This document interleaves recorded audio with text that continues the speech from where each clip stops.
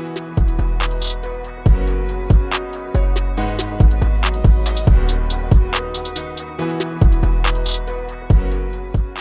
to FOBtv, the future of business. I'm your host, Kevin Benedict. I'm a futurist here at TCS, and I want to thank each of you for listening in today. So our guest is the founder and principal of Brainius and a futurist and author, David Espindola. Thanks, David, for joining us. Thanks for having me, Kevin. It's always a pleasure speaking with you. And I'm going to take the moment here to introduce my co-host today, Alex. Alex, introduce yourself. Hi, Kevin. Hey, David. I'm Alex Whittington. I'm one of the futurists on the Future of Business team here at TCS. All right. So we're going to have an amazing conversation today because of this topic and because of the skills and expertise of David. So, David, your new book, Soulful, You in the Future of Artificial Intelligence. Wow. Tell us about that. Yeah, so this is something I've been working on for a couple of years now. So I had this, idea after I published my first book, which was The Exponential Era. So in the exponential era, I talk about all these emerging technology platforms that are growing exponentially. And I think I categorized them into 8 different platforms. And out of those 8, there was one that really stood out, and that was artificial intelligence. So I felt that that one deserved a book of its own, and that's why I wrote this book. So you started planning for publication, was it like the beginning of the year? But since the beginning of the year and today, it's like the world's changed. Yeah. And I think you probably ended up going back to the drawing boards. Talk to us about that. Yeah. So, this whole process, when you're trying to write a book about technology, one of the challenges is exactly that. The technology is changing so fast, you become concerned about writing something that's going to become obsolete the moment it comes out. So I did have some of those concerns, and I'm sure some of the things in the book, will change very quickly here. But on the positive side, I tried to make the book more about the human interaction with technology. So obviously AI is a big component of this, but the human aspect of things doesn't change so fast, or doesn't change at all, right? So there is a part of the book that is permanent in a way, and so that sort of helps balance things out. Oh, that's awesome. So Alex, how much time do you spend on AI today relative to like last year? Well, I guess the biggest difference is the time spent using AI. Whereas last year it was minimal, autocorrect. In my case, I'm just using it like a normal kind of non-futurist type person. But over the, since then, I've been using it to do different parts of my job and explore different questions. So talking about it, I'm going to be honest, as a futurist, we've been talking about this for a long time. So it's kind of amazing to get to live through it and experience this shift that's going on throughout greater society. So definitely the last year has really seen, I'd say, a jump forward in the AI story that we're building. Ah, that's so fun. Matter of fact, I gave a presentation this morning to a group in Europe, and the entire presentation, every image in it was generated by generative AI, just to make it fun and to make a point as well. So David, in your book, you use the term soulful. What does the word soulful mean to you? Yeah, that's a really good question. This whole idea about the soul is something that's been pondered by, philosophers and theologians throughout, several millennia. And we can trace it all the way back to ancient Greece when, Plato said that the soul is this essential part of the human essence that that doesn't die when the body dies. So my view of the soul is based on the Christian faith, and so I believe that there is a spiritual side to being human, and that we're more than just the electric pulses and the neurochemicals that are inside our brains. But where this is significant within the context of AI is that now we have this entity that could become just as intelligent, if not more intelligent, than we are. So then the question becomes, if AI is made out of the same matter, the same atoms, the same molecules as humans, but they are a lot more intelligent than we are, does that mean that they are more valuable than humans? I don't believe that to be the case. So that's where we start to get into these profound questions as to, why is that? Why are humans more valuable? And, I think part of it is just something that we naturally understand in terms of, we know that we are conscious. So I know what it feels like to be me. You know what it feels like to be you. But does AI know what it's like to be it, right? So these are some of the hard questions that people in neuroscience really struggle with, and philosophers struggle with. So I think the cool thing about AI is that it's prompting us, and no pun intended, but it's prompting us to really ask these hard questions and help us, think about what it means to be human. It's interesting is that my first interaction with ChatGPT-3, I simply spent the whole time asking it to tell me about itself.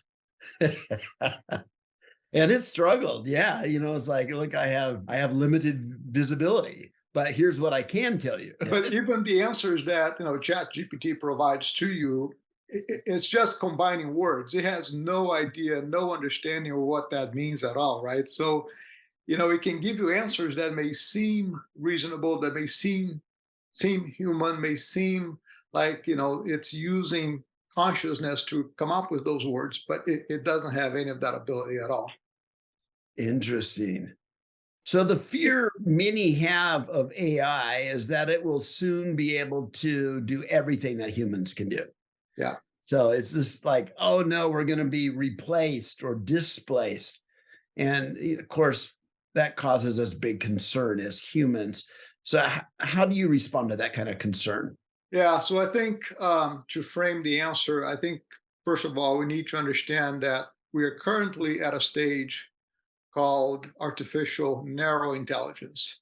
So the machines right now, they can do some things better than humans can, but they're very specialized. So, the next step in the progression would be artificial general intelligence, in which AI would be able to be generally just as capable as humans. But we're nowhere reaching that stage yet, and the AI experts have different opinions as to how long that will take and what will take to get there. So when you think about robots and AI replacing humans, there's some things that is very difficult for a robot to do. Just to give you an example, just picking up a jar of water out of the refrigerator and just pouring water into a cup. Even a toddler can do that without thinking about it, right?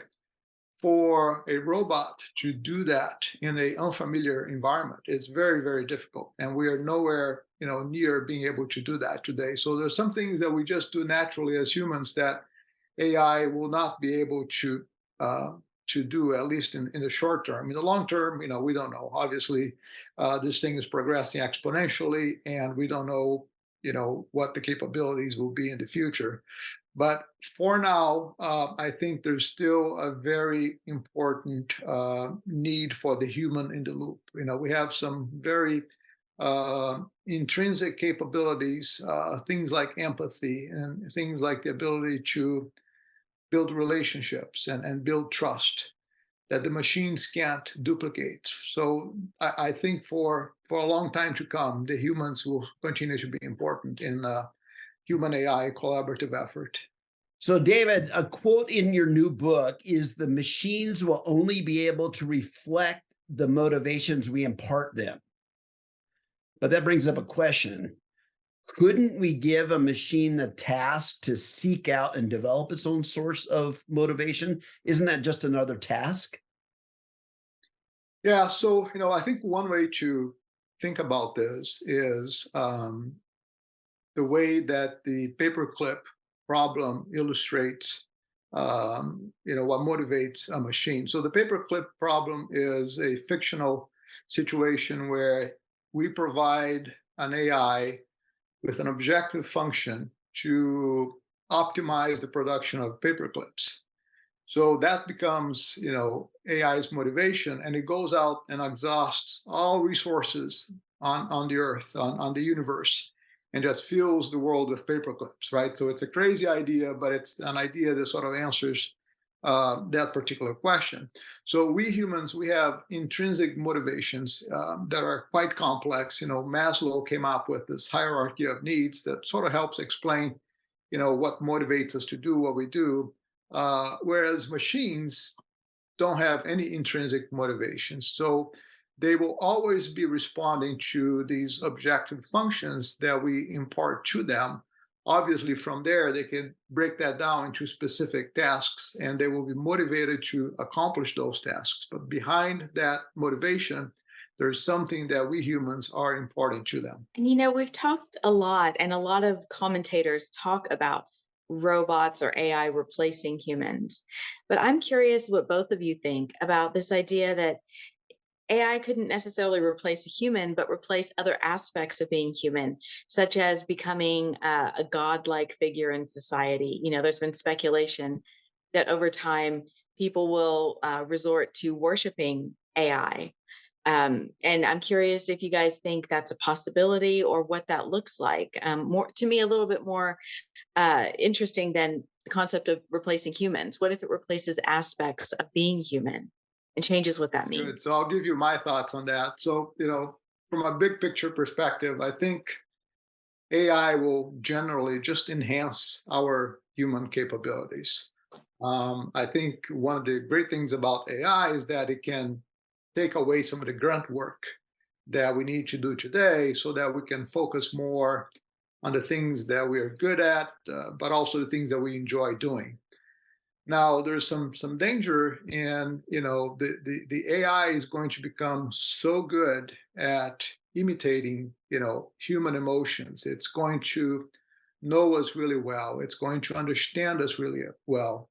So the danger is that, we humans, we have this tendency to anthropomorphize inanimate objects. So the danger is that we start to look at the AI as a real human entity. And we could start, there are hypotheses out there that we'll start developing, feelings for AI, that we may start worshiping AI. And all of these things are, dangers that we should be concerned about. And I think we need to, build guardrails to avoid, trying to replace AI with real human connections, because this is what humans need. We need real soulful, if I can use that word, connections with other humans. And I don't think robots will be able to replace that. Yeah, I understand and appreciate that point. I can see, however, that AI would start filling the gap as being almost the go-to for just about any question, whether it be a relationship question, a financial question, a fishing question, where you start always depending and going to it. So it almost becomes an essential part of your being and life going forward. I could see that because I see myself already doing that. It's like anytime I'm asked to have a point of view about some new trend in some unfamiliar industry, I'm going to go scan the world through artificial intelligence and find out what AI can share with me. So it's like the go-to source. It's almost like how we always we use Google Maps now for navigation. For many of us, we don't even question it anymore. We just, punch in an address and follow its instructions. I could see us more and more just following the instructions as it gets better, especially, and just saying, well, for weight loss, I went to GPT and it told me to do this. And I had a fight with my wife and Chat GPT told me here's the best way to approach that. So I could see it almost having or filling in for a void that other people might now be using spiritual sources and religion to fill the gap and trying to find solutions and answers, where over time they would more and more be inclined to just reach for their phone to get what today they get at other places. Not that that's good. It's just I can imagine a scenario where that might in fact be the case. On a similar note, Silicon Valley is full of startups attempting to create closer relationships between AI systems and humans. We see that with like, here's your teacher, here's your digital assistant, here's your customer service rep, here's your salespeople or your salesperson, here's your friend or your mentor or your financial advisor or your coach, or even your romantic partner on some of these AI platforms. So how do you feel about those efforts, given your background, David, and your thinking on this subject? Yeah, so I think it sort of ties back to what we just talked about. I think you're correct in that, AI will become a very important source of information for us, as we seek answers to everyday questions. We do have to be a little bit careful, again, understanding that generative AI as it currently stands is just a probabilistic regurgitation of information that other people have created. So it's learning from the internet, it's learning from other sources and putting words together in a way that seems to make sense and seems to be authoritative. But it has no idea of what's true and what's false. And sometimes we run into these scenarios where it has what's called a hallucination, where it can very convincingly say, this is the truth. But it's absolutely nonsense, right? Nonsense. It just doesn't know what's right and what's wrong. So we've got to be a little bit careful with that and not assume that just because ChatGPT says so, that it's the truth. But it says it loud and with confidence. It does, and that's the danger, right? So it's very easy to be convinced that it knows what it's talking about. So so that's where the human in the loop becomes really important, because we really need to bring our own intuition, our own experience, and look at the answers that AI is providing, but then ask the question, does this make sense, right? Where did he get this answer from? Check the sources, make sure that it's accurate. So I think that's the skills that we need to develop. That's the skills that we need to be teaching, our youth to know what questions to ask, know how to ask those questions. And then when you get an answer, really look at it from the standpoint of, does it match with what I know intuitively? And if it doesn't, go question it. Yeah. So, Alex, have you done your CV? Have you asked ChatGPT to give you a bio of yourself? I have, yes. How accurate was it? And it was quite accurate, but I did experience some of this phenomena that David was describing, which I understand now Microsoft has termed conversational drift. This is when your chat bot either tells you something that isn't true or kind of misses the mark, or it sort of threatens you, oops, or it kind of like says something crazy. They're calling it conversational drift. So it drifted a little on my bio, but it wasn't like anything I couldn't fix, right? It was a great starting point with corrections. So So I did it on mine and it gave me a pedigree I do not deserve. It was putting me in all kinds of advanced, certifications and levels of education at, very prominent schools. And I'm like, what? That's my life. Yeah. I see it wants us to worship it. You can tell it's flattering us. Oh man. So what should be our goal for an AI system? David, let's think about that. So we can imagine that AI will have all kinds of amazing levels of benefit for humanity through thinking and processing and bringing information together and organizing information for us that will help us get better at a lot of different things. But I mean, should we look at AI systems as simply a product to sell or a service to offer, or as a new kind of health care, or as a planetary savior or God, or what, how should we look at what bucket do we put AI? Yeah, so I believe that ultimately, AI, the goal for AI should be to benefit humanity. So for the first time in human history, we have this amazing tool and these amazing technologies that could really take us to a bright future. We could produce abundance. We could lower the cost of goods to the point where most people on Earth will be able to get their basic needs met. So one of the questions that is being debated now is, how do we make sure that everybody benefits and not just a privileged few? To address those concerns, we need to make sure that we don't run into a arms race with AI that will lead to our destruction. There are many really difficult ethical issues that are coming up with AI around privacy, around discrimination, around what's the role of human judgment in AI decisions. So there's a lot of really profound and difficult ethical situations and questions that we need to answer. But I think overall, I'm fairly optimistic about the future of AI. I think it's going to bring us a lot of great benefits, but we do have some tough decisions and some tough regulations that we need to think about and put the right frameworks around it so that it doesn't keep it from moving forward.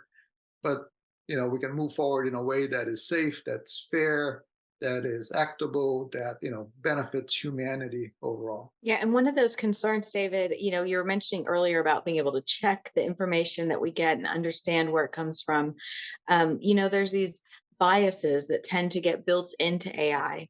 So do you have any advice? How can we get better at preventing harmful stereotypes or any sort of cognitive biases from being reinforced through these kinds of systems? Any advice, especially for young people, I would say, who are using it to study and learn?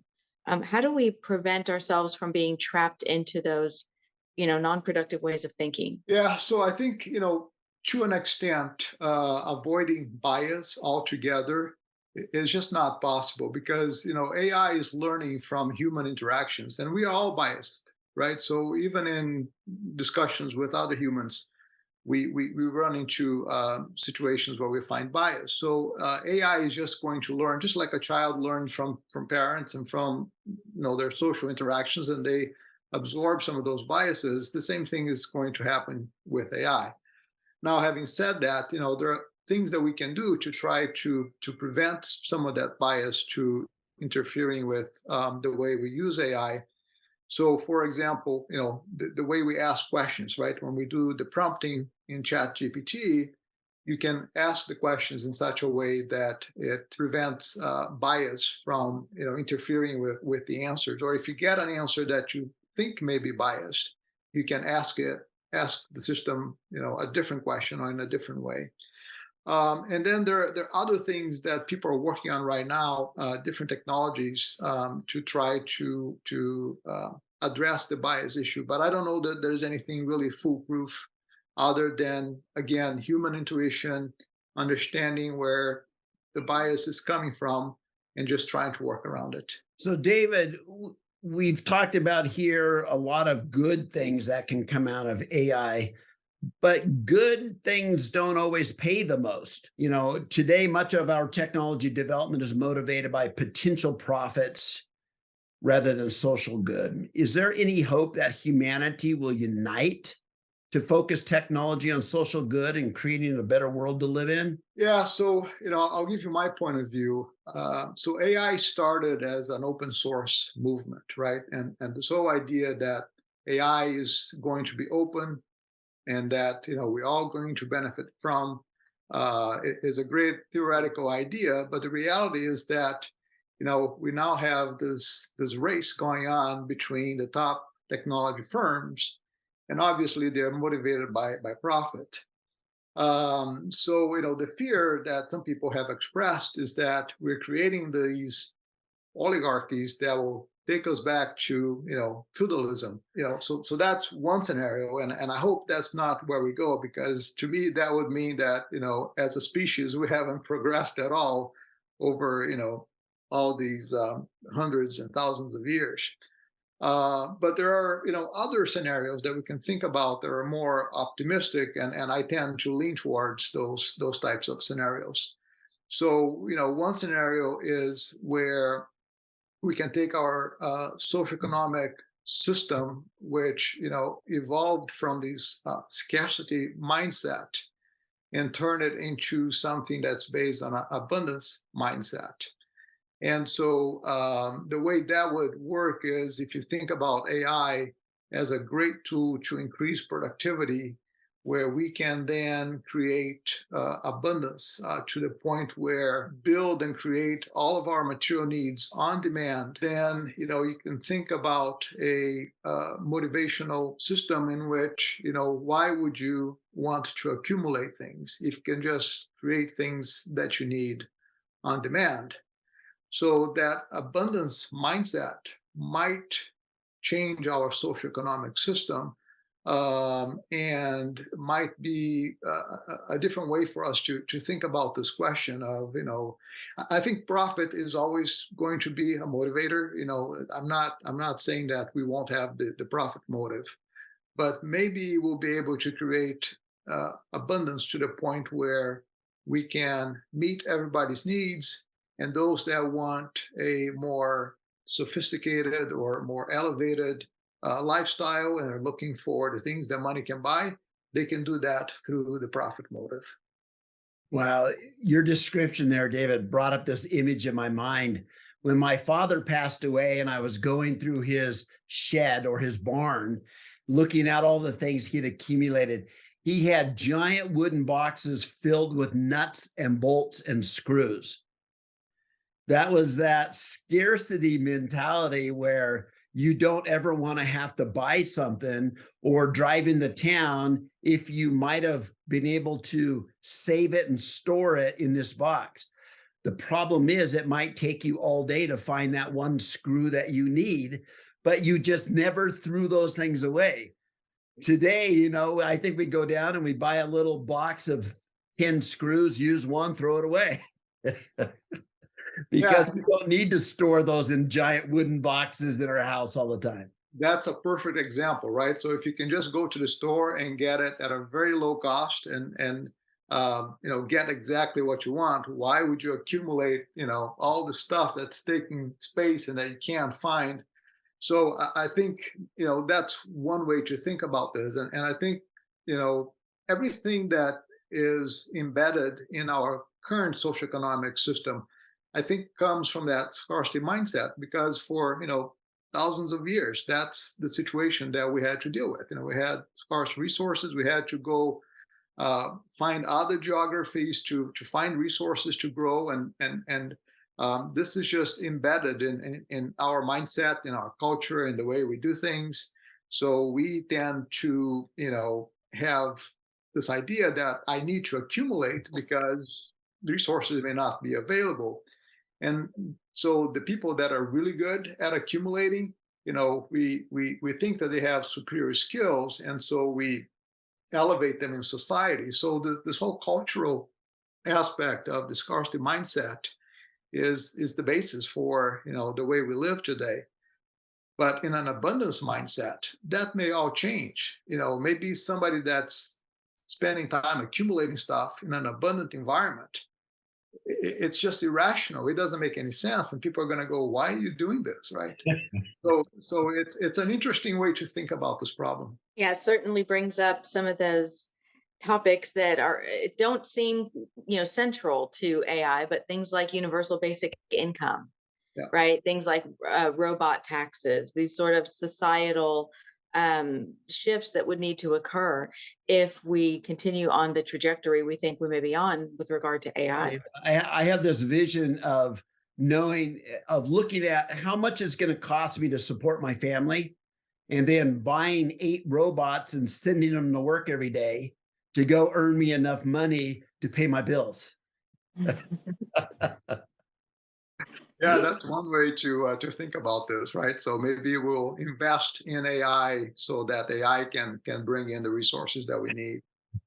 But so Alex brought up this idea about universal basic income, and I think this is an interesting concept. It's very debatable, and so the way I like to think about this is in the long run, right? If we indeed get to this point where there is abundance, and if the deflationary forces of technology allow us to lower the cost of goods to the point where the basic needs of humanity become very low cost, almost approaching zero, then we won't need UBI.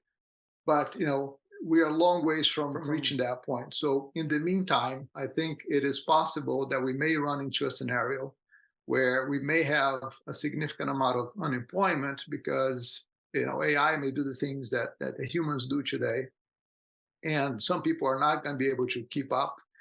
Some people are not going to be able to develop the capabilities and skills that can compete effectively with machines.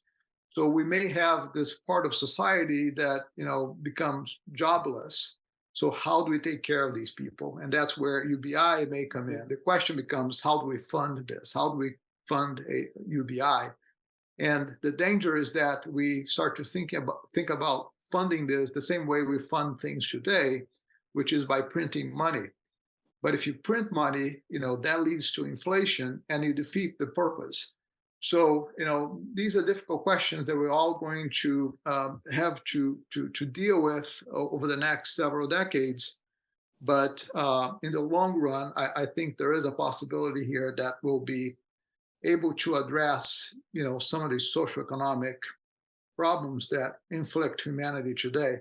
We're not going to solve all of human problems, right? The human condition doesn't change. We're still going to deal with pride. We're still going to deal with envy. We're still going to deal with the desire to control and to have power. So none of that goes away. But, from a socioeconomic standpoint, I think we could create a better future. So on that note, you also write in the book about taking care of your soul. Tell us, what your thoughts are there. The idea behind taking care of the soul, I think, is all about getting in tune with our purpose, right? So who are we? Why are we here? What's our purpose? I think, from a Christian perspective, we believe that God gave us a soul that will live eternally. So, our time here on earth is short in nature. And we need to think about what is our purpose while we are here. And I personally believe that part of our purpose is to just help others. But, the problem that we see today, I think, in society is that we have this juxtaposition of humans becoming more like robots and robots becoming more like humans. And what I mean by humans becoming more like robots is we've become so busy with everyday life that sometimes it feels like we do things without a purpose. And several studies have shown that the newer generations are really sort of lost in terms of not having a purpose in life. So I think taking care of the soul is all about finding that purpose, understanding what your purpose is, and aligning with that. You write about the need to make choices that will lead us to peace, abundance, and fulfillment. So what kind of choices are you imagining when you wrote that? So, in the book, I have a chapter where I talk about this transition that we need to make from the current reality, right? So we're living in a world where we see financial challenges, we see inequality, we see environmental issues. And so how do we transition from the current reality to a world where we can find abundance, where we can find purpose, where we can find fulfillment. And so I think there are some specific things that I suggest in the book on how we go about doing that. And I think it ties back to change management. The problem is we're going through these really difficult, fast changes. And when we study the change management literature, we learn about, the fact that in order for you to have a successful change activity, you need to have a vision. So I think it all starts with this vision. Where is it that we want to go, and how do we get there? Now, in addition to the vision, obviously, you also need leadership. So we need people that have the right vision, that have the right character, the right wisdom to be able to take us to that vision. And in the meantime, we need to make sure that we take care of those that are left behind. So like we talked about, I think there will be people that won't be able to keep up with these changes, and we may have a situation where we have high unemployment. So how do we take care of those that need help, whether it's through UBI or through some other mechanisms? We need to think about that and figure out how we get this done right. And then the last thing is, I think we've seen a lot of division in our world, and we need to come back to be united and be open to a civilized debate. Nobody has the right answers, but I think we, as humans, we can debate these things and collectively find the right answers. Great. So, David, I want to thank you so much for sharing your insight, your vision, your thoughts about AI and the direction it's going. I think it gives us a whole lot to ponder. Any last words, Alex? Just thanks for the inspiration and food for thought. This is something that's really top of everyone's mind. So I love the idea of Soulful, and injecting that to the conversation. Thank you. Yeah, thank you, Alex. Thank you, Kevin. Really appreciated the opportunity to have this conversation with you.